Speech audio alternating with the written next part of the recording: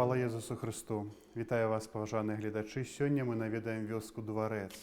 Раскажам пра касцёл Божага Цела, каталіцкі храм у аграгарадку Дварэц Гродзенскай вобласці. Гэта помнік архітэктуры ў стылі неабарока, пабудаваны ў 1904 годзе, уключаны ў дзяржаўны спіс гісторыка-культурных каштоўнасцяў Рэспублікі Беларусь.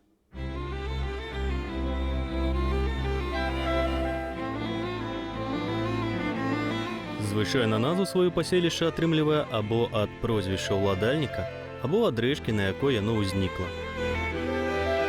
У дварцы працякае рэчка Молчатка. Таму ў гэтым выпадку назва пайшла ад звычайнага двара.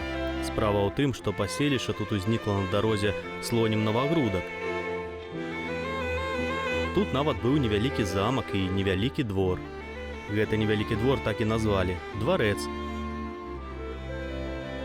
І належала вёска шляхціцу Фёдору Даўгалдовічу, які пабудаваў тут для сябе ўжо вялікі сапраўдны палац.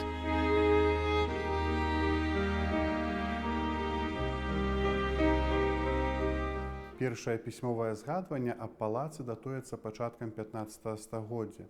Першапачаткова палац быў маёнткам князя Фёдора Даўгалдовіча. Затым ім валодаў Свідрыгайла, а з 1451 года уладальнікам маёнтка стаў літоўскі канцлер Міхаіл Кезлаговіч, пасля чаго палацам валодалі некалькі пакаленняў роду Кезгайловічаў.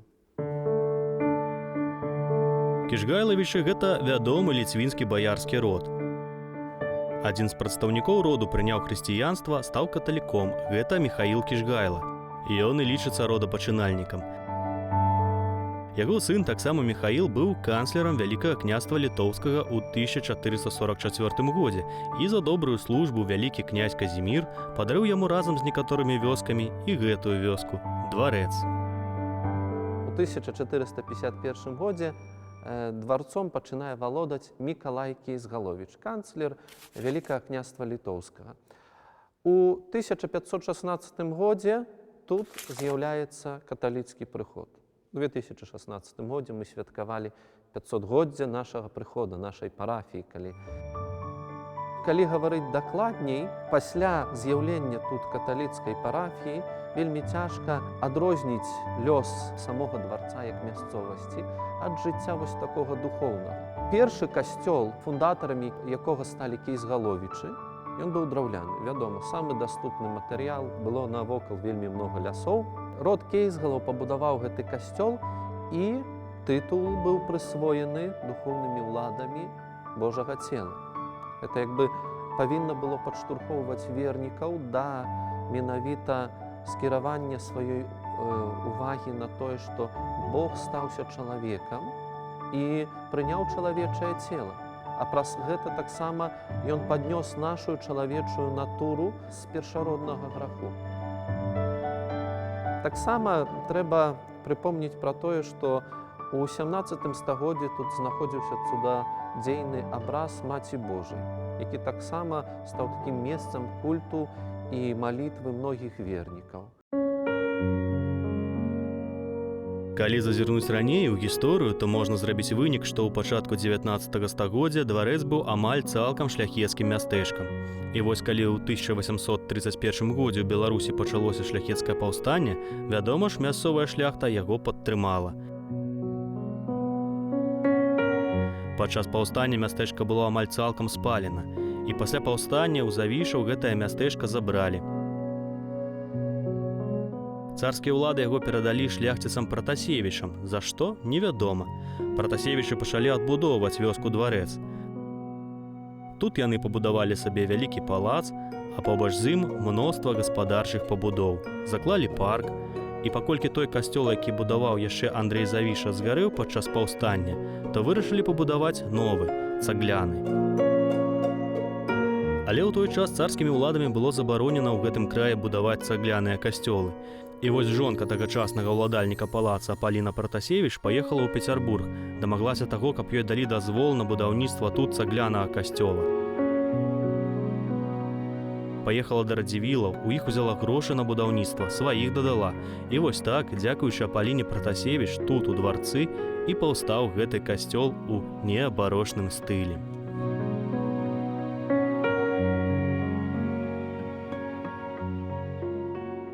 У канцы 16 стагоддзя маёнтак перайшоў да роду Завішаў. У 17 стагоддзі ў тутэйшым храме знаходзілася цудатворная ікона Божай Маці. Двухвежавы храм у стылі неабарока быў пабудаваны жоўтай цэглы ў 1904 годзе. Аб яго ўзвядзенні хадатайнічалі ўладары мястэчка, Пратасевічы. Аднак, не маючы дастаткова сродкаў, Апаліна Пратасевіч звярнулася за дапамогай да сваіх далёкіх сваякоў радзівілаў. Менавіта тут, на ўскраіне дварца, на старажытных каталіцкіх могілках і пахавана Апаліна Пратасевіч, дзякуючы намаганням якой з'явіўся касцёл. Побач з помнікам раней знаходзіўся яшчэ і склеп, дзе былі пахаваны дзеці гэтай сям'і. Апаліна, на вялікі жаль, перажыла сваіх дзяцей. Апаліна Пратасевіч, яна з'яўляецца галоўным ініцыятарам будаўніцтва гэтай мураванай святыні. Драўляны касцёл знаходзіўся ў такім занядбаным трошкі стане, і таму яна вырашыла напрыканцы, можна сказаць, свайго жыцця заставіць па сабе след.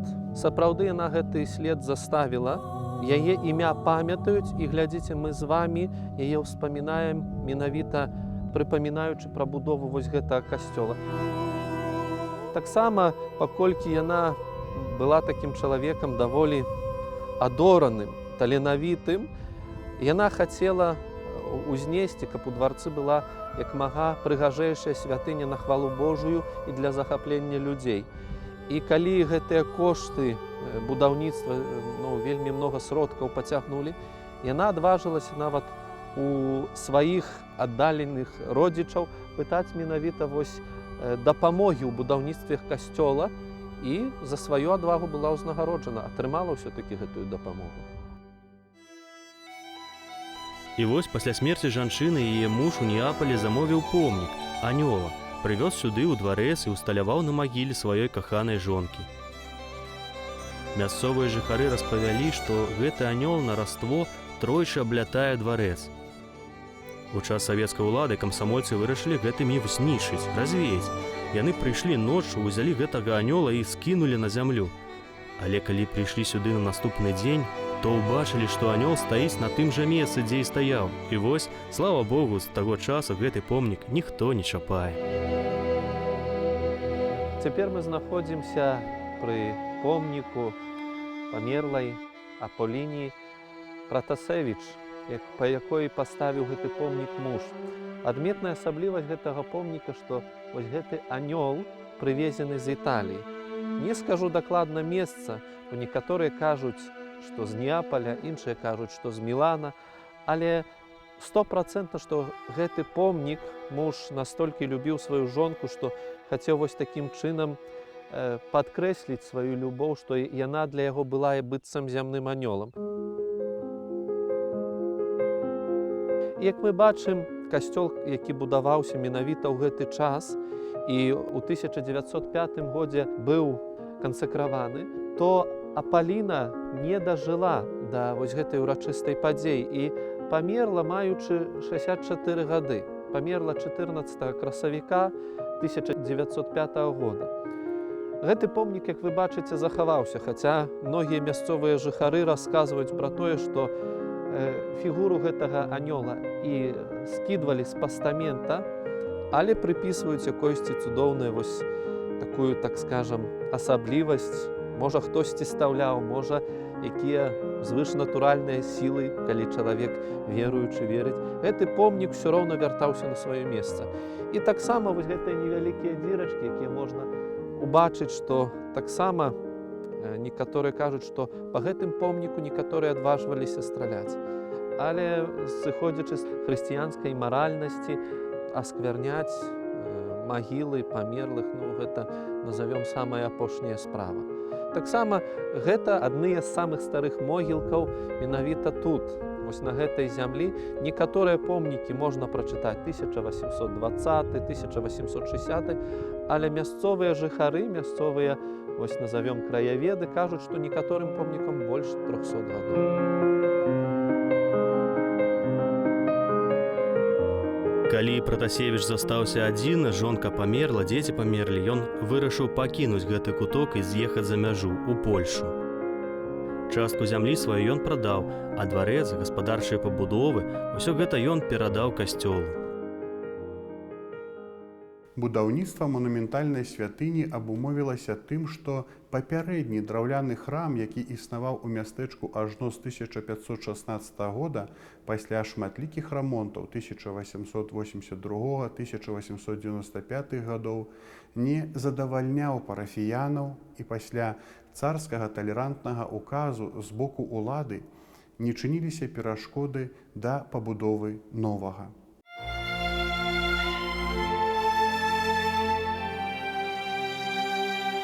У 1904 годзе на месцы старога драўлянага узнёсся ў неба пабудаваны новы каменны касцёл Божага цела ў неабарошным стылі. Храм асвечаны ў 1905 годзе. Будоўля доўжылася на дзіва хутка для таго часу. Бабушка вспоминала, как этот костюм строить, она что тоже тогда была девчонкой малой. Ее мамка, ее бабуля ходили сюда на стройку, носили, конечно, на раствор. Яички, то, что раньше было, для костела важно, для стройки именно, для раствора. Это все вспоминалось, бабуля рассказывала отрывками. Вот это как-то запомнилось на памяти, до сих пор крутится. Храм Божага цела – помнік архітэктуры ў стылі неабарока з некаторымі элементамі неарэнесансу. Будынак храма уяўляе сабою двухвежавую трохнефную базіліку. Бакавыя нефы накрыты аднасхільнымі стрэхамі, цэнтральны – двухсхільным дахам. Галоўны фасад багата дэкараваны, па баках размешчаны вежы з фігурнымі купаламі. Усе элементы дэкору выкананы цагляным мурам без тынкоўкі. Унутраная прастора падзелена на нефы, перакрыцці скляпеністыя. Уваход у касцёл арганізаваны праз невялікі прытвор з арачным праёмам, рэнесансны элемент. Фасад дэкараваны рустам, філёнгамі, ліштвамі арачных праёмаў, лучковымі франтонамі, развітым антамблементам. Усе элементы дэкору і архітэктурныя абломы выкананыя ў адкрытай высакаякаснай цагляной муроўцы.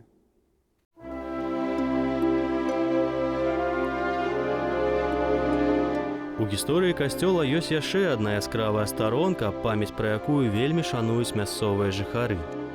Цяжкім момантам у жыцці гэтай парафіі стаў перыяд Першай сусветнай вайны, бо тэрыторыя дварца знаходзілася пад нямецкай акупацыяй.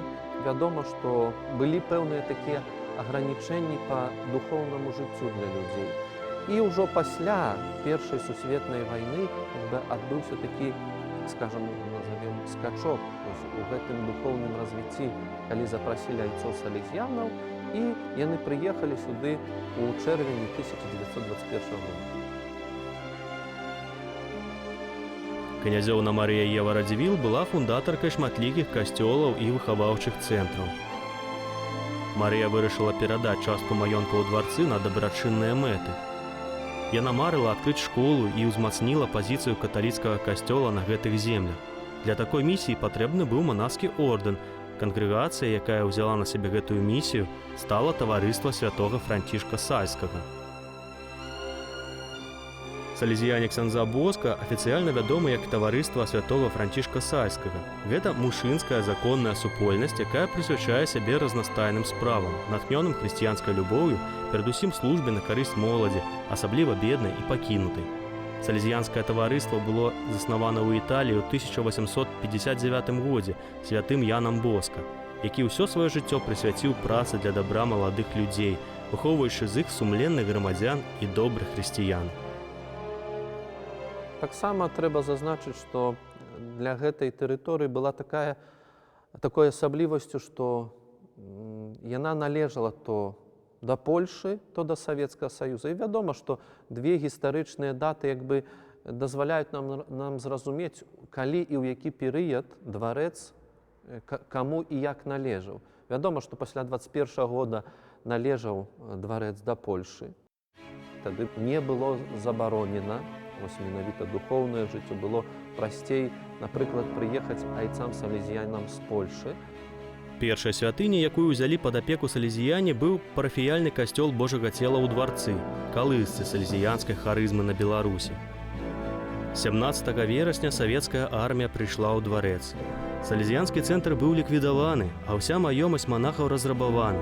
Прычынай для рабавання стала знойдзеная ў падвале пад капліцай зброя, якую раней там схавалі самі савецкія камісары. Манахам загадалі пакінуць дом.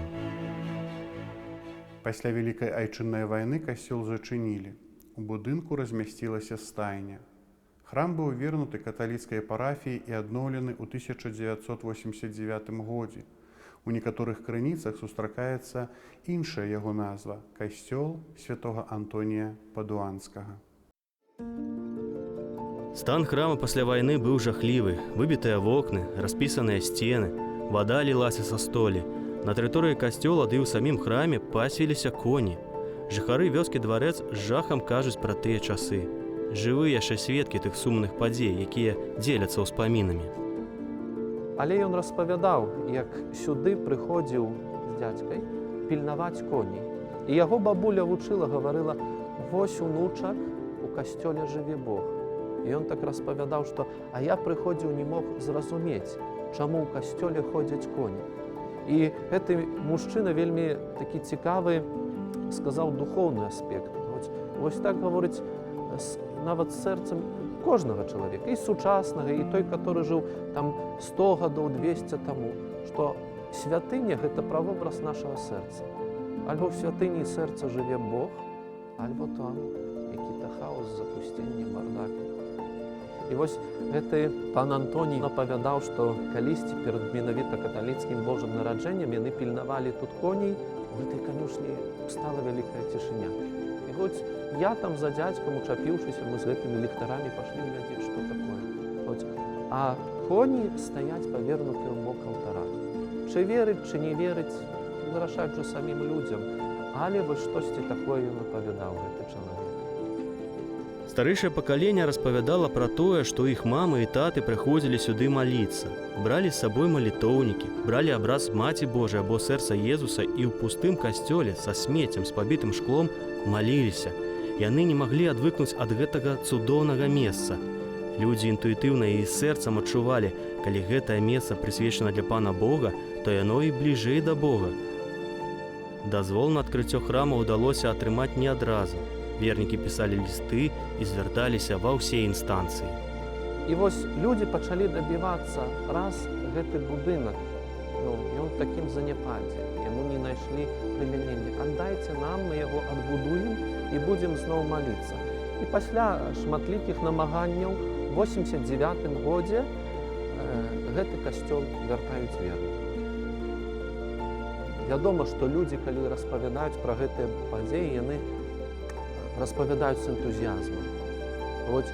Калі мы даведаліся, што нам аддаюць касцёл, гэта была першая навіна на Дварэцы, што у нас будзе свая святыня, трэба аднавіць. І гаворыць, это настолькі аб'яднала мясцовых жыхароў. Аказваецца, калі касцёл зачынялі, хтосьці нёс абразы, хтосьці якую-то там кніжачку. Примерно 82 год. Еще было запрещено нам, как сказать, но двери были открыты везде. Оттуда за кресту ходила лошадка вот этого соседа, что тут. А мы с этой стороны. Тут вода, вот как я вам говорила, воды полно было, а мы тут коля Маткой Боской молились. Но дело в том, что, наверное, кто-то донес, что мы в костеле, а темно было. Бывший ксёндз Деменко, он привез еще с Новогрудка, как было людей больше, и мы молились, и тут сказали, что милиция. Ну, и я старалась, как не закрыли, потому что было все в Господе, думаю, не попаду на работу. А потом уже, когда разрешение, уже вот ездила в район, судья был такой по религии.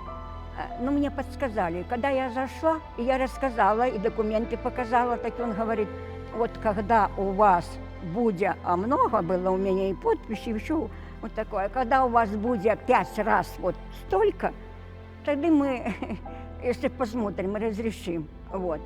А этого мало было, и поехали в Москву.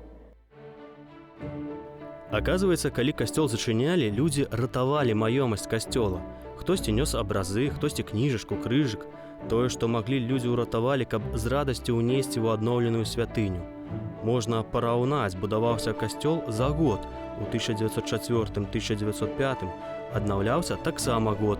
У 1989 яго аддалі вернікам, а ў 1990 ужо адбываліся першыя службы. Усё атрымалася дзякуючы намаганням мясцовых жыхароў. Цікава, што ў гэтай мясцовасці многія сем'і змяшаныя па веравызнанні, але на будаўніцтва прыходзілі ўсе, каго цягнула сэрца і душа. Ну, костел я тут помню с детства. Приходилось тут иногда бегать так, по детству. Да, это не во время войны был склад, уже после войны, когда уже костел уже, как говорится, забрали советская власть. Ну и сразу был склад здесь. Ну, товарный или какой-то, уже добро не могу сказать этого. Ну а потом уже после склада, когда его аннулировали, перевели в другое место, осталось все запустение и было конюшня. Да, здесь есть колокол подарочный, там надпись на нем сохранилась, кто его презентовал, там подарочный колокол. 1912 точно, и подарок Радзивиллу. Вот 89 год, когда мамуля сказала, что костел уже отдали для реставрации, мы с бабкой сюда пришли, так вот у меня потиху первые шаги в костельной жизни, так как прихожанин. И до сих пор, уже 30 знаков. Зараз касцёл вельмі прыгожы, і калі заходзіш у святыню, нават не верыцца, што тут было запусценне, бруд і іншыя жахі. Таксама прыцягвае ўвагу незвычайны алтар. Дзвярыма ён нагадвае царскія вароты ў праваслаўных цэрквах. Толькі гэта не так. Дзверы па баках з выявамі апосталаў Пятра і Паўла маюць глыбокую сімволіку. Алтар уяўляе сабой касцёл, не толькі як будынак, але менавіта як супольнасць веруючых. І гэтыя дзверы сімвалізуюць два напрамкі хрысціянства, якое хрысціяне першыя паходзілі з выбранага народу, за які, можна сказаць, адказваў Пётр апостал, для якіх прапаведаваў. А Павел апостал, ён адказны за напрамак такі язычніцкі. І вось менавіта такая сімволіка. Але самае галоўнае, што вядома, што ў цэнтры знаходзіцца Пан Бог. І вось менавіта над усім гэтым такая кампазіцыя крыж Езуса Хрыста. І часам людзі не могуць зразумець, калі вось так трошкі паводдаль стаяць, ім здаецца, што гэта 3D. Вядома, што крыж гэта фігура, гэта ўсё, а там унутры гэта намалёвана такая на сферычнай сцяне іконы Маці Божай і Яна Апостала. І вось людзі вельмі гэтым уражваюць, такое адчуванне, што калі падыдзеш бліжэй, як быццам ты сапраўды стаіш на Галгофе, толькі знізу, а крыж над табой. У некаторых крыніцах касцёл у дварцы называецца храмам святога Антонія Падуанскага. Ён лічыцца і галоўным ахоўнікам гэтага касцёла. Чаму менавіта Антоній Падуанскі быў абраны, звесткі губляюцца ў даўніне. Да святога Антонія звяртаюцца як да памочніка ў набыцці страчаных рэчаў. З канца 19 стагоддзя распаўсюдзіўся звычай называць ахвяраванні для бедных, сабраныя ў касцёлах, хлеб святога Антонія. Успамін святога Антонія ў каталіцкім касцёле адзначаюць 13 чэрвеня. Святы нарадзіўся ў 1195 годзе ў Лісабоне, Партугалія, і ва ўзросце 15 гадоў уступіў у ордэн аўгустынцаў-эрамітаў у Каімбры і там прыняў святарскае прысвячэнне.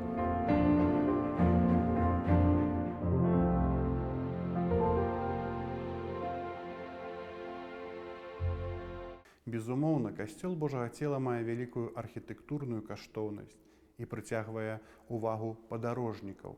Аднак яшчэ больш гэта духоўная каштоўнасць, сапраўдная святыня для вернікаў. Наведваючы гэтыя мясціны, знайдзіце час, каб наведаць святыню. Захапляючыся яе хараством, вы не зможаце ні адчуць яе духоўнага значэння. Напоўненыя спакоем, завезіце яго ў сваё асяроддзе. Да новых сустрэч!